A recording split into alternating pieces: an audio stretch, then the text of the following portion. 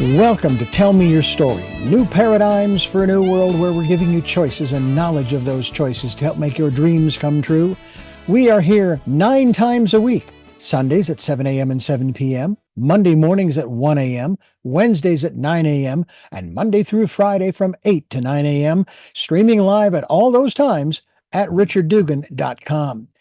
We are on SoundCloud, iTunes, TuneIn Radio, Spotify, Stitcher, Player FM, as well as YouTube, where you can watch these conversations. I hope that you will take time to subscribe and click notifications so that when a new conversation is posted, you'll be notified and you'll be able to tune in, listen in, and learn, and be entertained and inspired. A reminder that Choices, which is my book, 5 Steps for Life, it's available on Amazon.com in paperback, hardcover, and Kindle with Audible, soon to be released.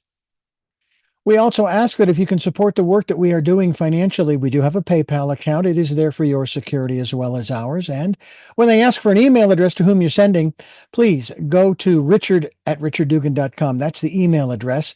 If you go to richarddugan.com, there is also a link directly to PayPal so that you can send us whatever support you can. And we thank you to those who have helped and to those who will help.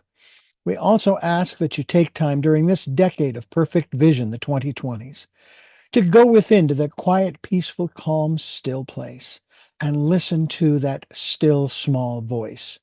And with that, we now take you to our very special interview and guest here on Tell Me Your Story. I'm Richard Dugan, your host, and I have with me Dianna Kokoszka, who has a book out that is going to intrigue you as it has me, I hope. Becoming More. Really? Well, I've always said there's always room for improvement, although there is a little caveat. You can't get to better until you get to different. Dianna, welcome to our program. And I will let you know that we are where we are right now, but by the end of this interview, would I be fair in saying we will be more? Absolutely, because we'll learn more. And when it's not about learning, is it, Richard? It's about applying what we learn. Yeah, well, that's an interesting I shouldn't say differentiation, that there's a certain element to the fact that we don't need to learn anymore. Now, that doesn't mean that on your job or in your family or what have you, but what kind of more, becoming more, are we talking about so people understand? I know, and you know, but most of our listeners probably don't know what you mean by that. What do you mean more? So I'm glad that you asked about that, because most people think, well, it's about having more, right? And they live their life in this way that, wow, if I had what my neighbors had, I could do what my neighbors do, and then I could be like them. And they live in that have, do, be world, which keeps them in victimhood. They're always comparing their insides to other people's outsides and thinking less of themselves. And then, of course, they can become the villain of their own life, saying, oh, you got to do more. You got to do it. You got to do it. And then you'll have it. And then you'll become like them. And they live in that world of do, have, be, which is incorrect. Because to be the hero of our own life, we have to realize that we have to be like someone, think like someone to do what they do, and then we'll have what they have. So when we live our life in a be, do, have world, well, everything opens up. We're able to actually give to other people, because you can't give what you don't have. You got to put it inside of you before you can bring it out, right? Absolutely, absolutely. And of course, we've all been doing what we've been doing for, in my case, nearly 65 years, having a great time at it and enjoying the people I've met and the experiences that I've had, and so forth. And there are moments, you probably have them too. Every once in a while, I get that. I wish I had this. And I will tell you that it is not out of a sense of envy. Now, I'm going to tell you, I don't want a jet. I don't want a yacht. I don't want a mega mansion. I'm quite happy with what some would consider the simple life. Do I want to live off the grid? Not so much, because I like associating with people. I would prefer this be a face-to-face in-studio interview, but you know what? that's not the case, because this is just the way it is. And it's opened up doors to talking with people all over literally the world. As a matter of fact, yesterday I had an interview with a woman whose home base is Brazil. And that's where I interviewed her from 2 months, 3 months ago. And then yesterday when I interviewed her, she was in Poland. And I've had guests from Ireland and India and Israel. I mean, just all over the planet. And And that's you learn exciting. from each one. And I learn from each one. Yeah. I think one of the things that is so fascinating when it comes to when we talk about community, for example, and connecting with people, Yeah. the books that people have written who have been within the different cultures, let's say China, for example. One woman wrote a book about doing business in China. We talked about other things too. She says, you cannot go into China and conduct business as if you were talking to somebody in Detroit or Los Angeles. You could get arrested or thrown out of the country, because they don't do business there the way we do in America. They don't do the same kind of business in the Arab states, in South America, and the list goes on. And it's not a question of, well, they should adapt. No, because it's their country. You want them to adapt when they come here. Why would you expect them not to? So the whole cultural conversation begins to take shape. And there is an element of that in what we're talking about here, though it's not really specific in this regard in terms of your book becoming more. But if we are, and this is where it comes to, we don't need to learn anymore. If we are open and aware, I want to use the word, if we are awakened to, just by virtue of our sixth sense, if you will, our still small voice telling us, no, you have to deal with this person a little differently. Listen to them. All right. Don't just start jumping out there to do what it is you want to do. Listen to them and try to understand where they're coming from before you start on your little, elevator speech, so to speak. But that's true in every realm of life, isn't it? Not just, I'm not just talking business here. I'm talking about every aspect of our lives. Well, and you bring up a very good point, because whether it's in business or your life, the best language that you can speak, whether you're in China or France or wherever you are, in Poland, in the US, the best language you can speak is the person that you're speaking with. Speak their language. And I'm not talking about Mandarin or English or Latin. I mean, I'm speaking about what is it that these people desire?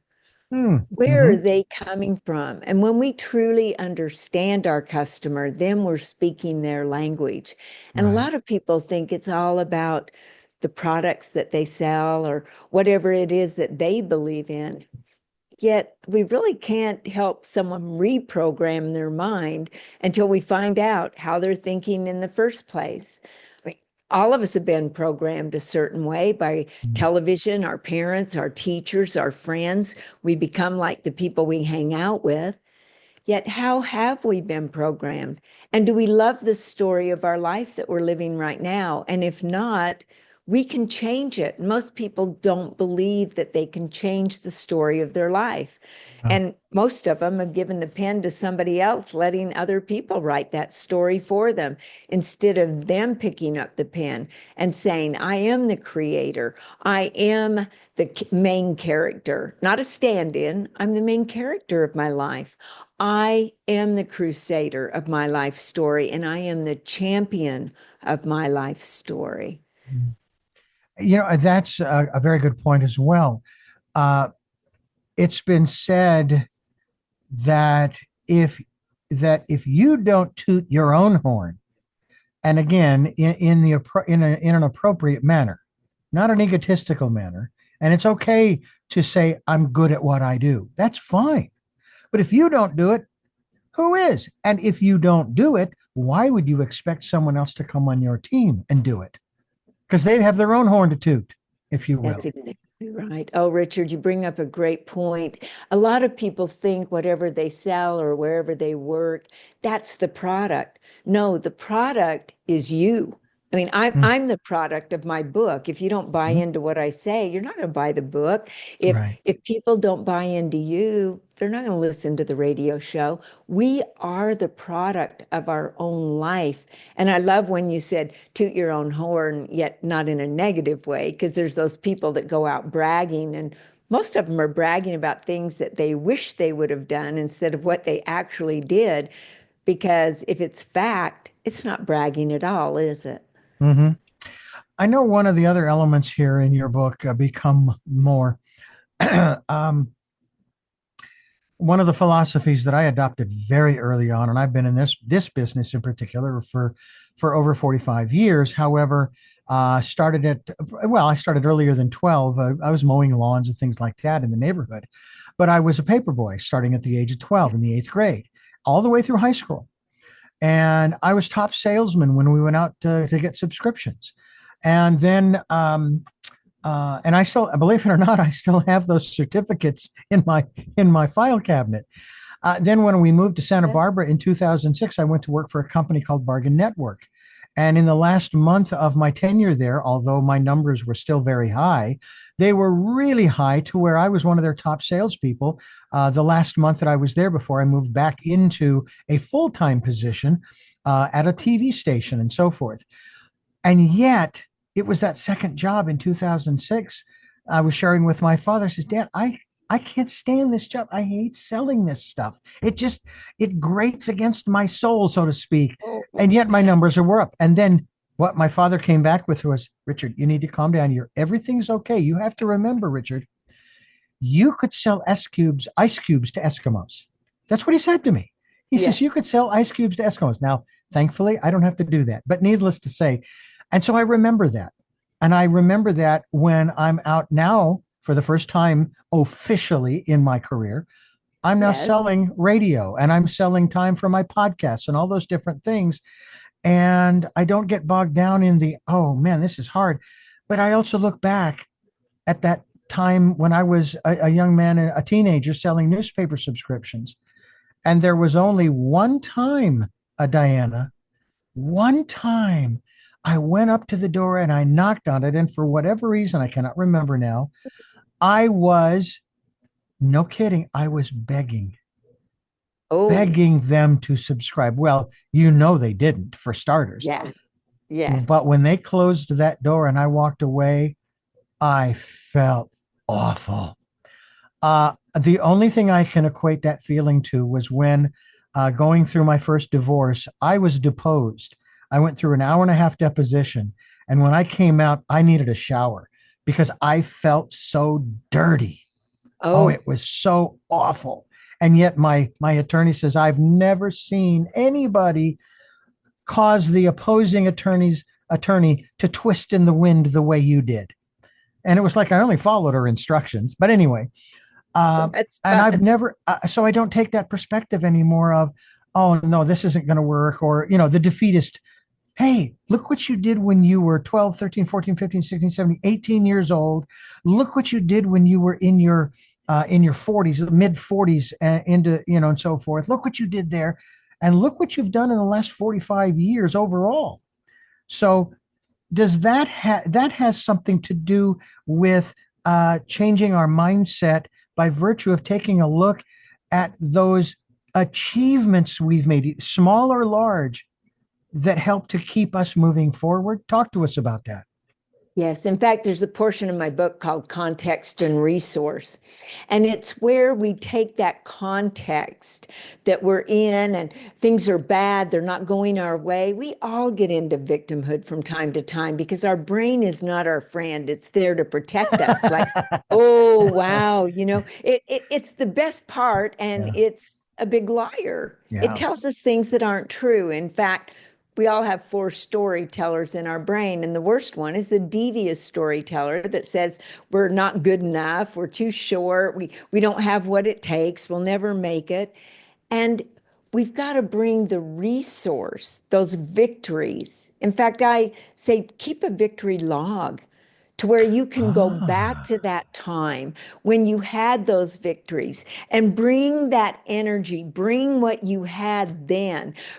Make yourself feel the way that you felt when you were giving that top award, for selling the most subscriptions. And your brain will take you back into those memories. It will go, yes, I remember. I felt strong. I felt confident. I knew I could take on the world. Now bring those feelings, that energy, that mindset into Mm. the context where things aren't going so good.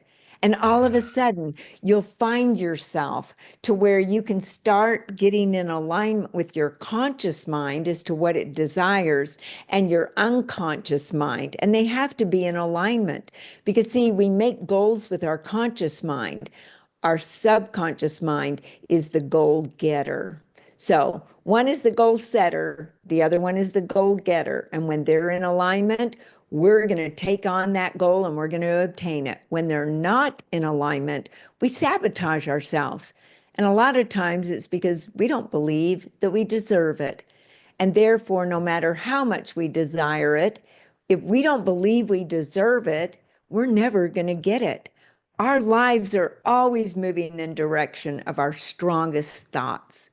And what we think shapes who we are. What we think lays the principles, the beliefs, the values of our life. So it's up to us to think the right thoughts and train this brain of ours, which we can train it, to think the way we desire it to think. Because after all, we've trained it to think the way it does right now. Why can't we retrain it to a new way? Isn't that interesting? We go to school for that very thing. We do. Yeah. I mean, that's one of the things that we go to first through 12, and then we choose to do, if we choose to go on to higher education and so forth, in a manner of speaking, reprogram in order to, I don't know, Yeah. if you've chosen a career, you've chosen. I mean, I graduated from high school. I didn't know what I wanted to do, in spite of the fact that as I was growing up, I would play with my father's some of the appliances that he would fix, a reel to reel. There was a radio, microphone, and all those kinds of things. And I would sit in my bedroom, my brother in my bedroom, and I would just play radio, and so forth. And then in high school, I completely forgot all about that. And it wasn't until I got out of high school and I was off for 6 months. I took a 6 month hiatus. Not exactly one of those, hey, mom and dad, I'm going to go off to Los Angeles or wherever, and I'm going to try to find myself. And it didn't do that.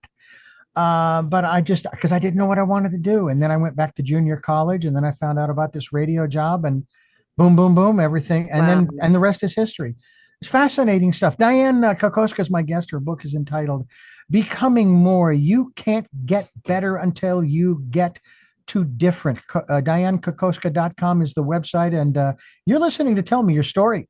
I'm Richard Dugan, your host, and we are talking about getting better. Now, one of the phrases that I use here is that we want to change the world for the better for everyone. However, everybody and again, everybody meaning 8.5 billion, have a different definition, vision, etc., of what better is. That's right. However, I would venture the majority of the 8.5 billion are living in that, they're either living in the victim mentality, it's somebody else's fault, I am where I am, or they're living a lifestyle in a culture, in a tribe, if you will, that this is the way we've always done things. As a matter of fact, I was speaking with someone a little while ago about how she had visited tribes down in South America, and how many of the tribes that she visited with an interpreter said, we don't want your modern convenience. We're fine the way we are. Leave us alone and let us just continue to do the things we're doing.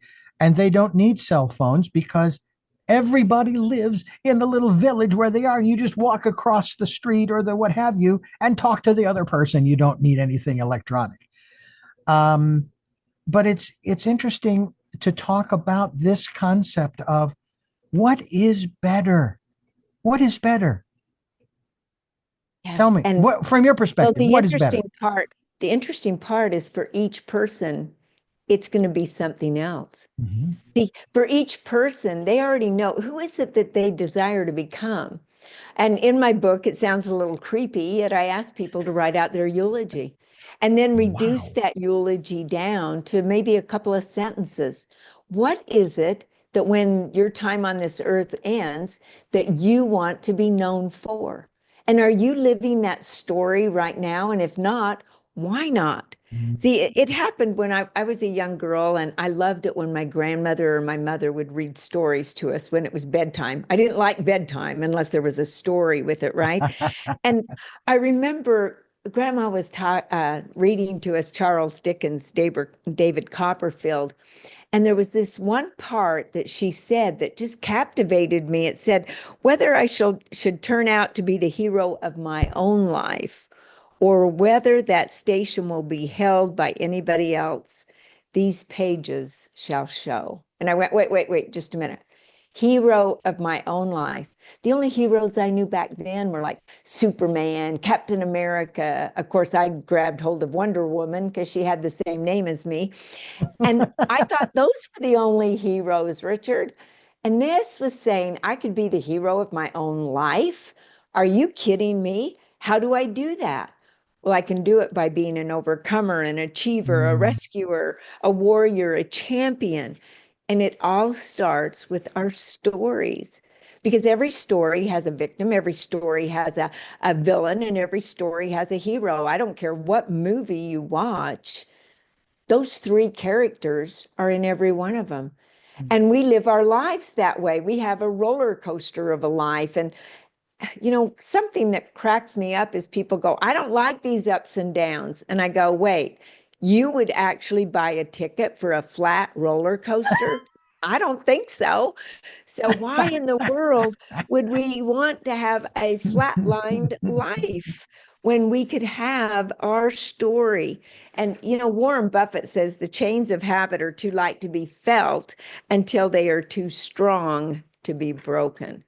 And most of the things that we're doing in our life are just habitual. I mean, we get up in the morning, we do the same thing. You probably have a routine that's exactly the way it was yesterday. And you go to work and you drive the same way, and you get to work, you talk to the same people, you do the things that you're so doggone good at, and then you hurry home and you hurry and eat dinner and you hurry and do emails and you hurry and watch TV or play with the kids, and then you hurry and go to bed. So tomorrow you can start the day all over again doing the exact same thing while you're secretly hoping something in your life is going to change. And I'm going, why would it change? You haven't done anything different. Earl Nightingale tells us in The Strangest Secret that whatever we plant in our mind and nourish with repetition and emotion will one day become reality. And I Yep. started studying that, Richard, and it's true because when we have a thought, and very simplistic, the thought leaves a neuron, travels along an axon, a pathway, to another neuron. Well, that pathway, the more we have that thought, that pathway becomes stronger and stronger, much like crossing a patch of grass. If you cross it once, it's no big deal. Twice, maybe not so much.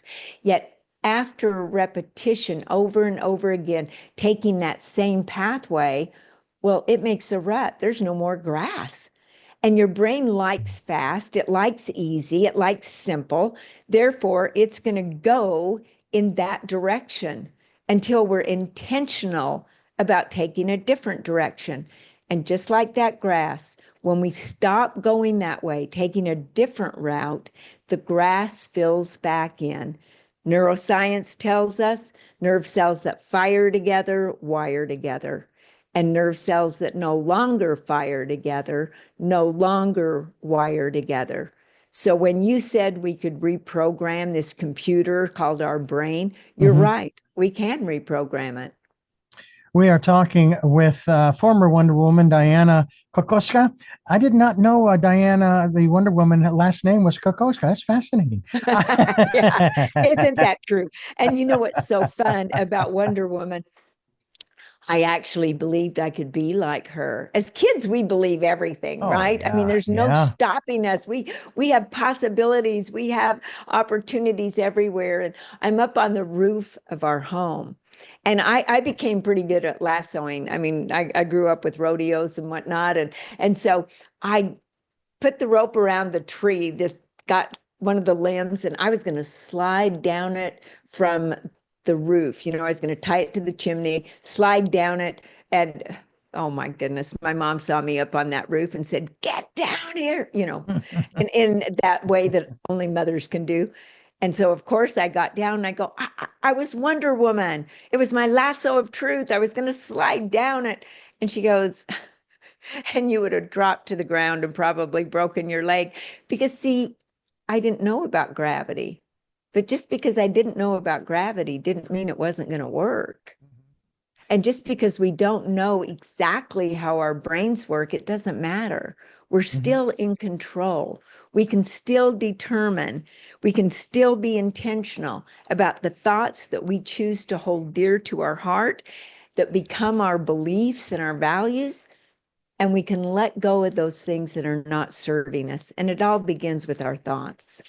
Dianna Kokoszka is my guest. DiannaKokoszka.com will be linked to that website. We encourage you to get a copy of Becoming More as we continue here on Tell Me Your Story. I'm Richard Dugan, and we're talking about what's better. What would be better for you? What kind of a life would be better? Can you imagine that? Matter of fact, it's interesting because it brings up a group that I was connected with for a very short time through the radio station, and it was connection because of the fact they were guests on a program, and it was I believe the title of the organization. It was a nonprofit. Was called A Year Without War. And everybody would talk about, well, that would be peace. And he says, well, no, wait a minute. Maybe for you, but you have to tell me, what would that look like to you? And that's what we're talking about here. What would better look like to you until you get to different? And you've described what different is, and that is, okay, the routine. And then one day you get up and say, you know what? I'm going to do the routine, let's just say the routine backwards, because that would be different. Okay. Yes. Or is there anything I can leave out of the routine that I can save until tonight when I get home from work, if that's your routine, and so on and so forth. And those little changes can make a big difference. And I've noticed that in my own life.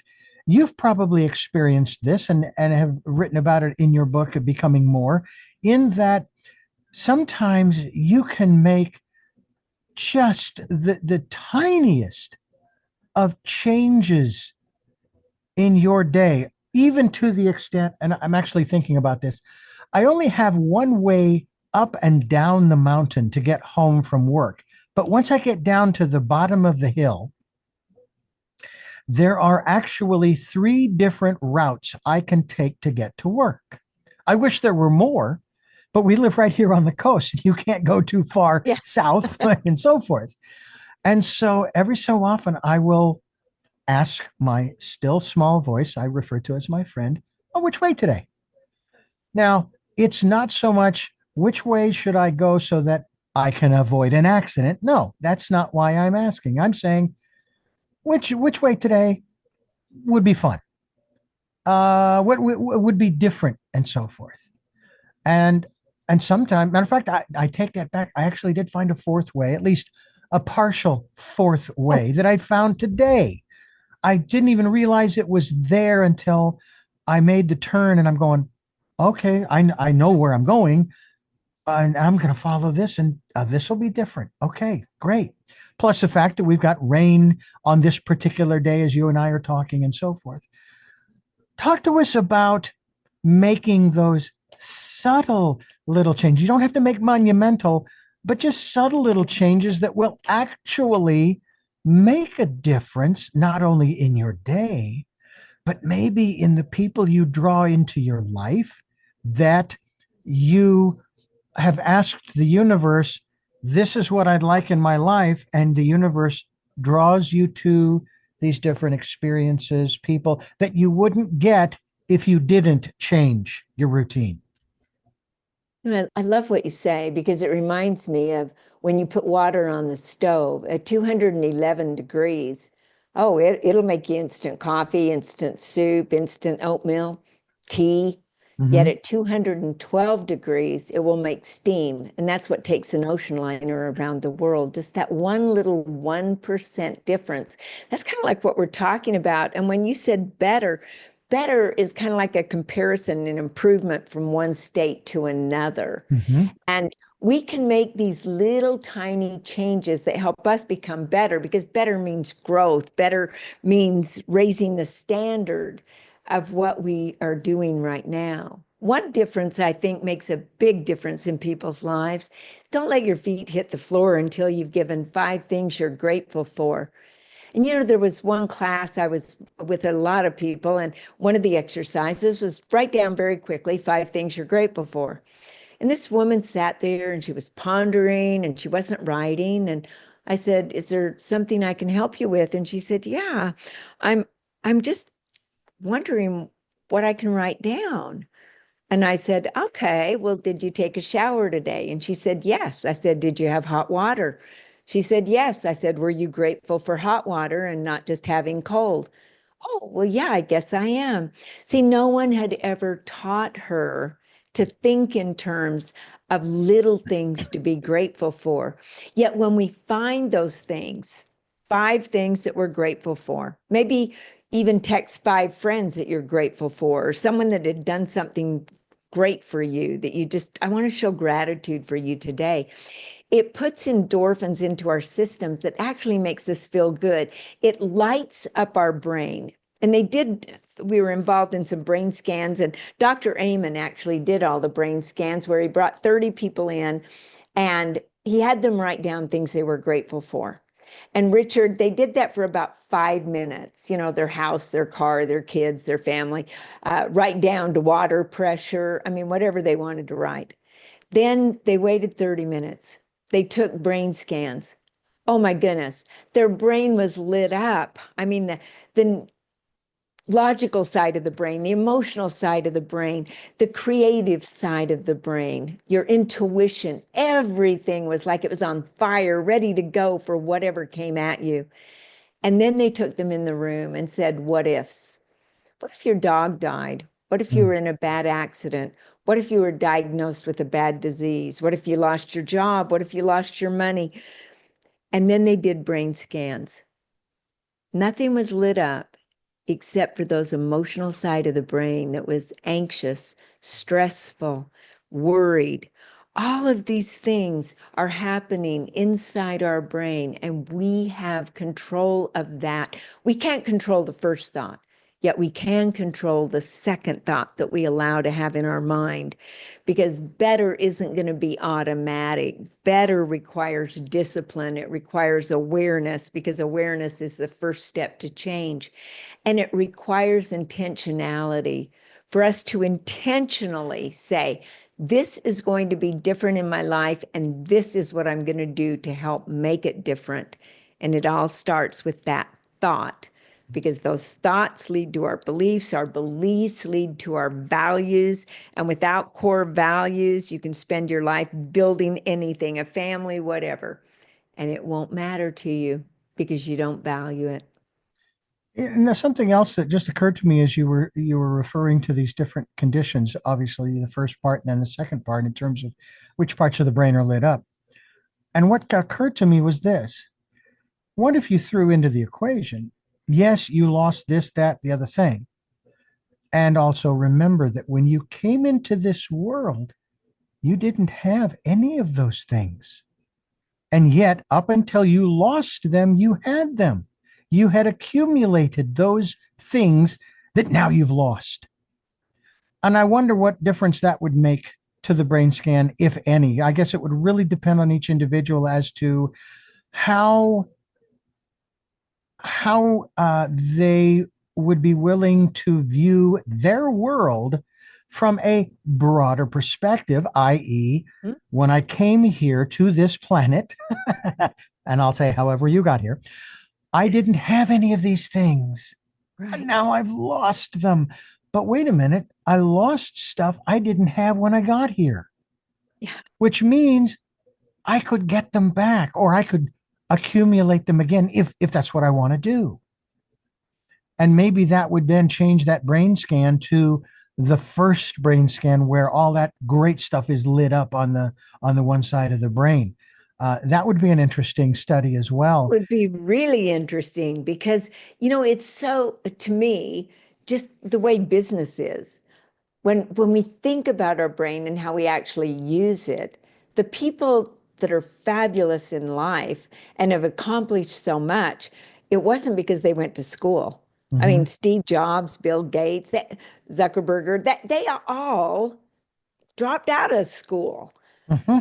Yet look at what all they did. And I think about people like Martin Luther King, Mother Teresa. They, every great leader, they have a vision and they can't taste it, can't see it, can't feel it. They they have it so alive in their mind though. It's Hmm. as though it's already there. They see it in a way that we don't see it.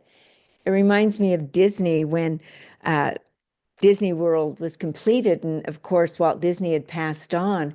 Lily and his wife was standing there, and the CEO of the company said, "Oh, I wish Walt could have seen this. I wish he was here to see it." And she goes, "Are you kidding? If Walt wouldn't have seen it, we wouldn't be standing here." I I think a lot of people forget that whatever it is, whatever we want to be known for, whatever it is we desire to accomplish, we've got to see it. We've got Yeah. to feel it. We've got to have emotions, positive emotions around it, and live as though, even though we can't see it, can't feel it, can't taste it, can't touch it, it's so alive in our mind that it's already coming about. That we allow those emotions, that energy to go before us and keep our thoughts focused on what it is we desire, because what we focus on expands. Absolutely. It's remarkable what we are able to create. I myself, for example, as you were sharing those things, thought of Marconi. Now, I don't know who came before him. I also know the history. Marconi's the guy who got to the patent office first, but be that Yeah. as it may, it's all of the people who were working on the device we call the radio today Yeah. that we're beholden to. And then I talk about the thousands of people I am beholden to who have helped me to get where I am today. And I regularly mention this one woman who I met back in the early 80s when I was working for a radio reading service for the blind and visually impaired. And she called up the station and had me on the phone and says, "Richard, you need to go to Toastmasters." And I thought, oh, okay. I mean, I was early 20s, maybe 19, 20, 21. I said, okay, sure. And so I did, and it was great. Oh, I had so much fun. I wanted to go back. I just have not been able to create the space and time for it. But nonetheless, that experience was just immeasurable, and I'm grateful to her for her suggestion, along with everybody else along the way. And that's why I say thousands and thousands of people. Dianna Kokoszka is my guest, and we're talking about her book, which is called Becoming Better.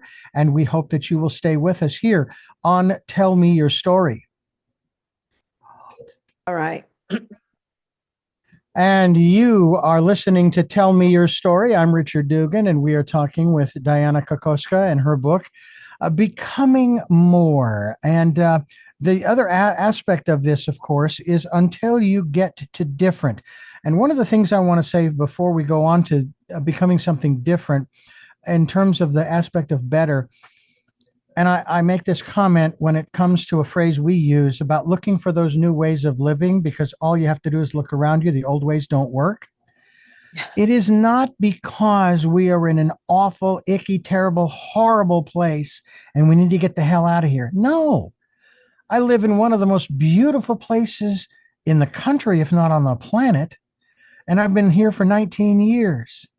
And there's always room for improvement. And I'm not talking high rises here, kids. We're talking about self-improvement in terms of what we are talking here with Dianna Kokoszka. Let's talk a little bit about this aspect of getting to different. Okay. What does that mean? Different to me means whatever that routine is, whatever you're thinking, if you don't like your story, if you keep doing the same thing, you're going to keep getting the same results. And Einstein told us that. He said it was the definition of insanity, Uh-huh. even thinking that we can keep doing the same things and have anything in our life change. And so by doing things a little bit different, thinking a little bit different. And Richard, I went out on this quest because I wanted to understand, why is it that some people have everything against them and yet they become such a great success? And other people have all the success in the world. Reminds me of a story of two boys raised by two alcoholic parents, same environment. And one becomes a massive success and the other one is homeless. And so they interviewed the two of them. They started out with, "Why are you who you are?" And both of them said exactly the same thing. "Oh, I was raised by alcoholic parents." See, one saw it one way and the other saw it another way. And by Mhm. changing the way we look at things, the things we look at change. And so when we don't like the story, like scarcity, I don't have everything I want in my life. Well, it could be because we're thinking with a scarcity mindset. I Mm. found there were over 150 mindsets. Carol Dweck talks about fixed versus growth. And yes, those two are the main ones. Yet neuroscience books, they say lots of different mindsets. So I went out on this quest and I started looking at top people, not just top people in business, women that were so peaceful by being just a homemaker and loved everything that they did, people that loved life. And when I looked at them and I started asking them questions and having them take this assessment, I found they had certain mindsets. And so I started dwindling these down, and I chose 7 that liberate us and 7 that limit us. And for example, scarcity is a big one. A scarcity is rampant in the world instead of abundance. And yet we live in an abundant world. So what could we do to just go out and make things a little bit different, therefore becoming more? And one of them is like, we can reframe our thoughts as we take a walk or we drive to work. We look at all the abundance that we can find, the leaves on the tree, the sand on the ocean. I mean, you're out there on the beaches, can't count the sand, for heaven's sakes. There's so much abundance that if we realize the opportunities are abundant, they're never lost. They're always found by somebody else. We're just not looking for them, or we don't believe they're around us. And when we look at something and the price tag is high, instead of going, "Oh, I can't afford it," or "Woo, that's expensive," why don't we just say, "I can't afford it yet," allowing our brain to know that eventually there will be a day that if we desire it, we can afford it. We can read articles, books that talk about people, that give stories of people that have achieved, and start putting ourselves in those stories. We can interview people that we admire to find out how they think. Because like Rich Dad, Poor Dad, great book. The difference between those two dads were the way they thought. And their thinking was how they approached their life. Maybe you'd make a dream board, cut out pictures of everything that you desire. And some people call it a vision board. Put it up where you can look at it and picture yourself actually achieving those things. Your brain desires to help you. We have this part of our brain, Richard, you already know about it. It's called the reticular activating system. I call it the RAS for short. It's like our Google search engine.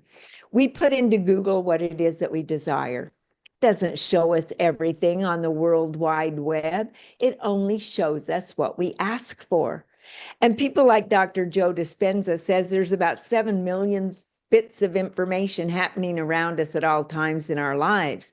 Our RAS filters out all of that and will only show us what we desire. It's kind of like buying a new car. You buy the car the minute you go off the lot, you see that car everywhere, and you think you've started a new trend. Oh, look at how many people love the same car I love. Well, they had that car all along. You just didn't notice it until it became important to us. So do we wake up in the morning and tell our Raz what kind of a day we're going to have?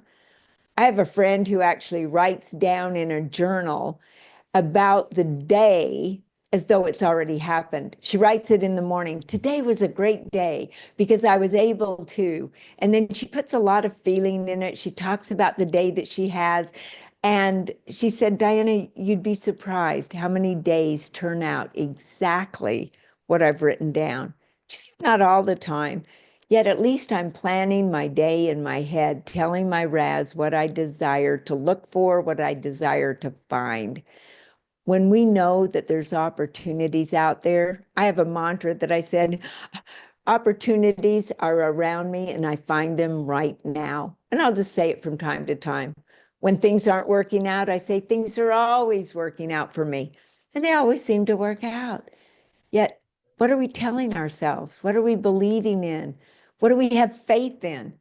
Too many people, Richard, are living in fear instead of faith.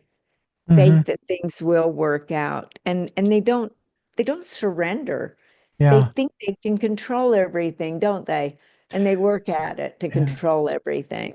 And what's really paradoxical about those people is those people, many of them are people of faith, a faith, okay? And they have forgotten, and boy, I wish I could remember what the name of this passage in the New Testament was called. It may be the Sermon on the Mount, but it was where his disciples were moaning and groaning and complaining about how, oh, where are we going to eat tonight, and where am I going to lay my Oh, head, and the clothes tomorrow went on, and he says, "You see the bird up there? yeah. Now, it doesn't work, it doesn't toil, and yet it's taken care of. And look at the lilies of the field." Maybe that was what it was called, the speech about the lilies of the field. How today they're beautiful and they're growing, they're colorful, and tomorrow they're in the fire. How much more will your heavenly Father take care of you? Let tomorrow worry for tomorrow. And yet, and I am certainly, I've had my moments where I'm as guilty as everyone else of forgetting that, my goodness, and this is where I go back into my past and I look at all of those challenging moments where I was literally worried, almost worried sick. Oh my gosh, how are we going to get out of this hole? And how are we going to save this? And how are we going to afford that? And da da da da da da. And that was back in my first marriage and even before my first marriage. And here I am in my second, and 20, oh boy, so 98 is the best I can tell you. Mathematical, that's 25, 6, 27 years, I guess.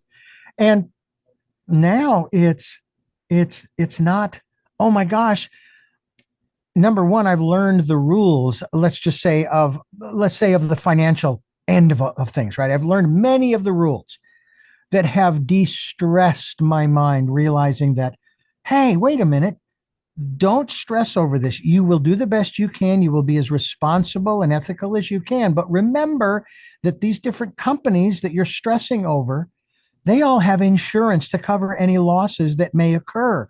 So they're not losing anything. They might mess you up for a few years on your credit report, but who cares? And the reason I say that, I go back to my past, and I admit that at one time after my first marriage, I filed bankruptcy. Are you ready for this? You wouldn't think I could do this. 2 years later, I was able to buy a house. That Yeah, you wouldn't does think that. no, and this was not during the 2007 2008, where all you had to do was fog up a mirror and you could get a loan. No, Yeah. um, but that's where the past gives you those winning moments where you can say, I am a champion because I went through that, and look where I came out at the end of that. And life continues on from there. And so we need to recognize that there's always room for improvement. I want to talk about something else before we move on, but I want to remind you folks that we're talking with Dianna Kokoszka and her book, Becoming More, as we continue here on Tell Me Your Story. I became introduced to NLP almost 20 years ago. We met a couple who lived on the property where we live today after we've been there for 19 years. And she was an NLP, a certified NLP person. I can't remember the exact thing. You, Practitioner, yes. practitioner, you are certified in NLP, Yes. neuro linguistic programming. First of Yes. all, describe for us what that is. And then I'm going to go ahead and give you the second question. Why did you choose to get certification in that? What was it about it that intrigued you so much? Well, the NLP is a framework that actually explores connection between the mind, which is neural, and the language, linguistic, right? And it's about programming. See, there's certain words, certain ways that we put words together that opens our minds, that helps us retrain the brain to literally that new way of thinking that we desire it. It's about shifting patterns. As I said earlier, change the way you look at things, the things you look at change. And when people become aware, that's the first step to change. We've got to help them become aware that the NLP allows them to start reframing. They have modeling exercises that you can do. They have reframing thoughts, anchoring, where you can anchor an emotion that you have, because emotions come from experiences. It's amazing how we've trained this brain of ours. Something happens, and we automatically go through all of the filing cabinets of our brain and go, oh, this time is kind of like that time. And we make a judgment that fast. We're judging machines. The Mm-hmm. minute we make up a judgment, Richard, we make a story out of it. And then we feed that story into our reticular activating system. It all happens so fast. And it goes, oh, let me find out all of the things that will make your story true. And so it shows us and exposes us to all the things that will support our story so we look good and we're being right. Mm. And that's what predicts our future. And our language that we say to ourselves, that we say to each other, influences us. Words help shape our reality. Let me give you an example. There was a lady that I was coaching, and she was always saying, oh, I'm so depressed. Oh, this is so terrible. Oh, and I just go, oh, we're going to change that. I want you to say, I'm working through whatever it is. Mm-hmm. You can't imagine what happened to her business and her life. It was like almost like a light switch was turned off. It went so fast. I didn't expect it to go that fast, yet it did. And she'd say, hey, this is happening and I'm working through it. And I'd say, so what steps have you laid out? And she'd tell me, and I'd ask her a bunch of questions, and sometimes we would rearrange. Yet working through it allowed her to know there was hope. It gave her hope on the other side. Another lady always said, I'm so frustrated. And I go, we're going to change that word. We're going to become fascinated, because when we're frustrated, it shuts down the creative side of our brain. It only allows us to focus on the problem. And we want that problem to go away, which means we're still focused on the problem, and what we focus on expands. Whereas if we just look at what we desire to create, and we're fascinated with what we can create, now creation brings something into existence. One, you want it to go away. The other one, you want to bring into existence. And just changing that, I'm so fascinated with what's happening. And I would say, so what are the possibilities out there that you can see? And all of a sudden, she would start talking in ways that she was more confident. She was creating the change faster in her own mind. And that's what it's about, is helping people create a better them, to Yeah. where they love themselves. Yeah. Can't give what you don't have. You better love yourself. This is true. And once again, as I've often said, when people would ask me early on in my career, when I was operations manager of other stations, they would said, "Did you hear what the other stations are doing?" And I said, "Not only did I not hear what the other stations are doing, I don't care what the other stations are doing." That's right. Right? Because my philosophy has always been, I'm here to make this station better today than it was yesterday, and then tomorrow to make it better than it was today. And that is not to say that it was bad yesterday and or today. It's to say, again, going back to that phrase, there's always room for improvement. I wanted to talk to you about the law of attraction. Okay. I've got the DVD at home. I've watched it a few times over the years. I've interviewed people. We talk about it. It comes up. One of my guests said, "Well, they left something out." Now they didn't do it on purpose. It wasn't intentional, but they left something out. And what they said was that what they left out was that those things that you want to attract to yourself may or may not be in your best interest as far as the universe is concerned. We're not talking judgment here. We're talking about in your best interest as far as your life's purpose is concerned. Now, I don't know whether you're able to badger the universe to the point where it's all right, fine, here you go.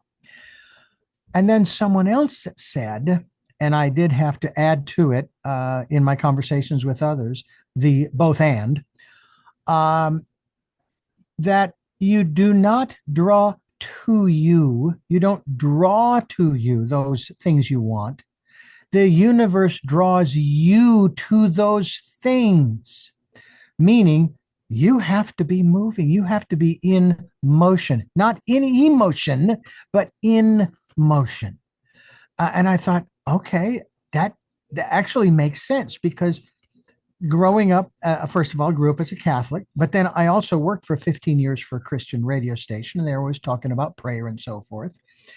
And the analogy that came to me that sort of epitomized this is the person praying, wanting whatever it is, peace or a car, whatever, they're in a room and there's a door and it's closed and they're sitting in a chair in the middle of the room. And what they want is on the other side of that door. But their expectation is that the universe, God, the creator, whatever your term be, is going to open the door and bring that to you. When the reverse is just is true. You say you want to do God's will, then get up off your butt, That's out of that right. chair, go over, turn the knob or flip the latch on that door and walk through it. And it epitomizes another phrase: we are not puppets on a string being manipulated by forces we do not understand. Please go ahead, Dianna.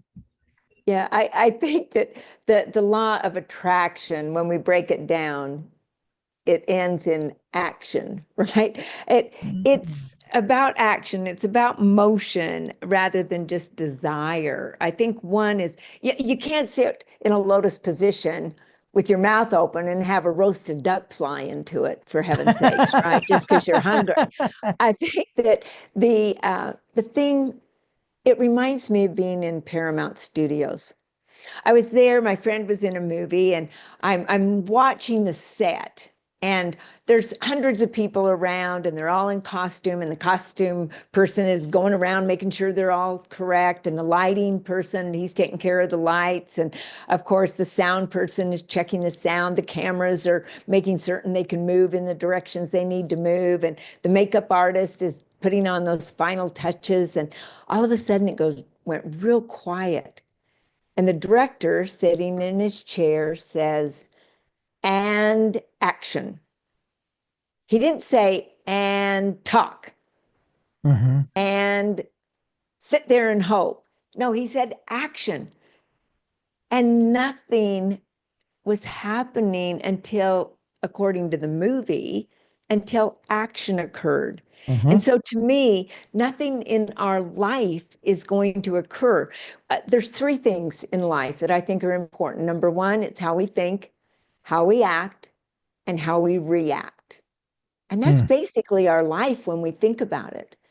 How we think, how we act, and how we react. So this law of attraction, you got to put the energy out. You got to believe in yourself. You have to have faith, yet faith without action is dead. I mean, everywhere we look, that word action comes up. Yeah. Yeah. Can't get out of bed without action. Can't drive to work without action. Can't work without action. I mean, Yeah. I Yeah. think you nailed it when you said it's motion and action. Yeah. It's to me, it's fascinating to take a look at that particular attribute, if you will, because when you look out into the cosmos, you see the action. You're looking through the Hubble or the James Webb Telescope or your own, Yeah. and you see things flying everywhere and exploding, and things are being destroyed and things are being created. But do we pass judgment on the construction or deconstruction? No. We sit there and go, ooh, ah. Now, flip it around. Now you're looking through an electron microscope at living tissue, and you're looking at the equivalent of the macrocosmic world, but this is the microcosmic world. And the same things are happening on that level. And we're not passing judgment, we're going ooh and ah. But then when we focus the glass on this world where we live, we don't go ooh and ah. We pass judgment on every single thing that happens. Yes. And I've often thought, oh, well, wait a minute. There is no dualism. Ah, yes, there is. There's light and dark, and there's good and bad, and there's pain and happy and sad and da da da. No, those are all judgments. Things are just what they are. The things that I described earlier that I was going through early in my life and the bankruptcy and da da da da. Those were life lessons or learning experiences. They weren't good or bad. They taught me things. And I got challenged on that once by someone. Well, when was the last time you made a mistake? And I actually answered, I wasn't sure where it came from at first. I've never made a mistake in my life, which also implies I've never sinned in my life. I've had life lessons or learning experiences. And I just shared this one other element. I interviewed just the other day a woman who helps people to heal from their trauma. Mhm. We got into the conversation about an event that, let's just say you, Dianna, and we would both see this event. But based upon our individual pasts, we view it through a lens that either creates trauma within us. The event was not traumatic. We choose to be traumatized. Post traumatic stress syndrome, for example. And Yeah. I, on the other hand, I see that event and go, wow, that was interesting. Okay. And it doesn't affect me. So, what the conclusion was, it's not the Pearl Harbors, the 9/11s, the elections, the situations in Ukraine or Israel or anywhere else on the planet, or in your family, or in your business, or in your community that cause the trauma or the upset or the disease. It's what we choose to take on. Yeah. That reaction, Yeah. how we react And that's to one of what. those elements you just talked about: act, react, and so forth. Yeah. Talk to us about that.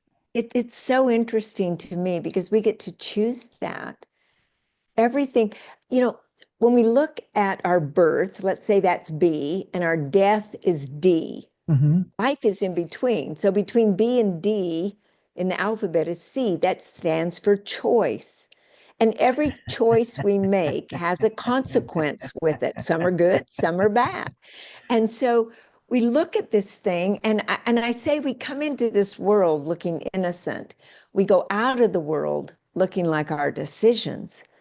And Mm-hmm. when we think about the decisions, they're not good or bad. You were reminding me of that Garth Brooks song that says, "I thank God for unanswered prayers," right? Because he wanted the girl so bad, and then he didn't get the girl, and he ends up Yeah. with his wonderful wife. And sometimes the things that we look at, we desire them so bad, and it's so awful when we don't get them. And something better comes along that we didn't even know. It's easy to connect the dots going backwards. It's hard to connect them going forward. Yeah. Yeah. And so we want to take control. Our mind is powerful, and it wants to convince us that, boy, we're unstoppable. We can do anything. And that's why I say we just have to change our perspective around some things. Yeah. And when we change that perspective and we look at things from a different angle, like the elephant, where one man is looking at the front and the other man's looking at the tail end. Well, the elephant looks different. It's still an elephant. Right. Right. So how could we look at things a little bit different? Is there another angle? Is there a way to look at it? And I love what you said. You never made a mistake. You just had lessons given to you. Mm-hmm. In my book, I call it about my adaptive learning lesson. I learned it from my brother, who had to learn how to walk and talk 4 different times in his life. Hmm. When you talked about a reel to reel, if the people even know what we're talking about, that tape recorder, Yep. I would say the word, he would say the word, we'd rewind it, listen, and he'd make corrections. So we learn something, we implement it, we fail, and we learn a Mhm. new way. And that's how our life is.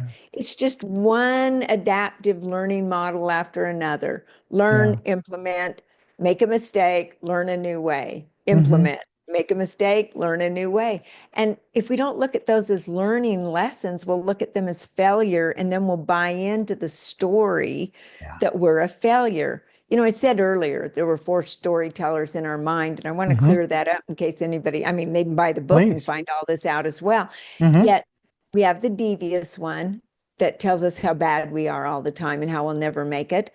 The second one is it's the one that tells us how great we are. It's the flattering storyteller. And sometimes it tells us, oh, you don't need to listen to them. You'll never learn anything. You already know all that stuff. And it keeps us from, it robs us from our potential. Then the third one is the one that frightens me the most. It's the reasonable storyteller, the one that gives us reasons and excuses as to why things don't work out. It keeps us from taking responsibility of our own life, like you said right at the beginning. And the fourth one is the one that I desire everyone to get to know, and in the book, help them get to know them. It's called the empowering storyteller, the one that will allow us to empower our own lives. Mm. Because when we came into this world as a baby, they put us on our mother's chest. You know, we didn't look at our mother and say, hey, mom, did that hurt? Hey, mom, sorry that I caused you some pain. No, all we wanted was love. Yeah. And Yeah. that's what we got. And Yeah. when in the nursing homes, all these people want is love. And the That's ones it. that die so early are the ones that don't have anybody that comes to visit them. And when you break all this stuff down, and we realize that everything that we hear is an opinion, not a fact, and everything that we see is perspective, not the truth. What is our perspective? Yeah. Because it's an illusion. Pick a good one, for heaven's sakes. We get to make up the story. If I have a story, this radio show is fabulous, and that's my story. I'm going to go out and tell lots of people that they've got to listen to the show. Mm. Versus somebody else could say, well, I don't like what she said. I think that was terrible. Well, they're going to go out and tell people not to listen to the show. And Hmm. both of them have results. Both of them Yeah. are taking action. Yet Yeah. by changing our perspective, by saying, what is good in this, like you did? That's why you were able to buy that home 2 years after bankruptcy when nobody else could, Yeah. because you were willing to look at opportunities. You were willing to open up your mindset to be positive and say, there's a way. I don't know the way, yet the way will show up. And you Yeah. believed in it and you took advantage of it when you heard it. See, I truly believe if someone didn't believe and said, I can never buy a home now for 7 years, even given that same information, that same opportunity that you were given, they would not have seen it as an opportunity. They would have found something wrong with it, and they would have kept themselves from getting into a home because Yeah. their perspective held them back. So if people don't hear anything on this and buy the book, it'll help take you through all of it. Oh, Yet absolutely. Yeah. change your perspective and Hmm. say, if I were to accept this, what could I do? If I were to make something good out of this, what could I learn? What could I do different next time? All of these things will help us change the story of our life and have us go from a story that's limiting us to a story that is liberating us. And as John Levitt would say, and that's my story, and I'm sticking to it. Sticking to it. And by the way, from between birth and death, B and D, is C, choices, which is also the title of my book, Choices 5 Steps for Life, where we talk about those aspects of making choices. And one of my favorite lines, not so much from the book, although it is in there, has to do with all of the choices that we have made up to this point have brought us to where we are today. And I even cut that down a little smaller and I say, Dianna, you do realize that some of the choices that we made as children have brought us here right now where we are talking to each other. Now, we did, like you said, we can connect the dots going backwards, but not forwards. But the reality is just that all of those choices are like that proverbial domino game where you line them all up and you knock down the first one and away they go. But then there's the other side of that equation. All of the choices that we make from this point forward will place us where we will be in the future. And one of my guests added a caveat. But all of the choices you make from this point forward are based upon what you perceive your future to be. And that draws in one aspect of one of these mindset characteristics of positivity. And I'll even throw in and gratitude. Now, if you're a prepper, if you're one who thinks that Armageddon is coming, the end of the world, I'm not saying either way, whether it is or isn't. I'm just saying, if that's your mindset and you're digging a hole in the ground, lining it with concrete and preparing for the end, first of all, more power to you. But that's the reason why you're making those choices, because you don't think there's a future. I, on the other hand, I do not have a hole in the ground lined with concrete and supplies. I'm going to live on the surface. If it is the end, Lord, let me be at ground zero. Okay. But I'm optimistic. And I have talked with a number of people, channels, one in particular from Ireland I talked with recently, who said that the Pleiadians say that we will not destroy ourselves a sixth time, that we will survive. It's not going to be easy. All right. And anything that is worth having, as they say, sometimes requires us to go through challenges. So there you go. And I think it's even quoted in as I refer to the ancient wisdom teachings, in this case, the Bible. It talks about to whom much is given, much is expected. I want to start out financially with $100,000. Did you hear what I said? I want to start out, get everything paid off, take a trip with my wife to Ireland for 3 weeks, help other people who have helped me or who need help and so forth, and continue to bring in so that I can continue to flow out. And to me, that's what the energy in specifically in finance, that's what that energy is for. It's not to be stockpiled. I'm not criticizing people like, who is the gentleman you mentioned earlier? One of the wealthiest men in the world. Zuckerberg? No, not just Zuckerberg, but there was another one. Bill Gates, Steve Jobs. Someone you quoted actually started with a B, I think. But anyway, it doesn't matter. I'm not saying, okay, you've got a bank account and it's filled with, millions or billions. Okay. I'm not saying that. I'm saying, okay, go ahead and keep what you want and let it flow, because Steve Martin said back in the 70s that when he dies, he's taking it with him. That's what he said. He was joking, of course. Well, you can't. My father passed away 2 years. He took nothing with him. Okay. Yeah. So go ahead and acquire those things that you really want, but continue to be that giver. You even talk about be, do, have, give. This is something to adopt, to approach to life for transformative change. Be, do, have, give. And if you have $1 trillion, great. Go ahead and keep $500 billion, give away the rest to help others. And so whatever. I mean, I'm not sitting here telling anybody what to do with what they've got, but it's just a beautiful thing. And that's what I want to do. I really do. And if I don't get that until I'm 70 or 75, because I have plans on living to 100, Diana, you know? Yeah. Well, and we should plan to live long and prosperous, right? I like they did in Star Trek. Yes, Live exactly. long, right. Live long and prosper. Fascinating, fascinating conversation. I can't thank you enough for Thank bringing you. your work to our table, if you will, our smorgasbord table. That's what we call it, where we place what you've given us on that table for Oh, people to partake of. And in this case, it's becoming more. You can't get to better until you get to different. And we thank you so much for being a part of the work that we're doing here on Tell Me Your Story. thank you so much. We all have one, don't we? We do indeed. And that's my story, and I'm sticking to it, as John Levitt would say. I do have three final questions for you, though, that I ask Yes. all of my guests. Okay. All All right. right. But first, I want to thank you for listening to and watching Tell Me Your Story, New Paradigms for a New World, where we're giving you choices and knowledge of those choices to help make your dreams come true. We are here on Sundays at 7 a.m. and 7 p.m., Monday mornings at 1 a.m., Wednesdays at 9 a.m., Monday through Friday at 8 a.m. We're streaming live at those times at richarddugan.com.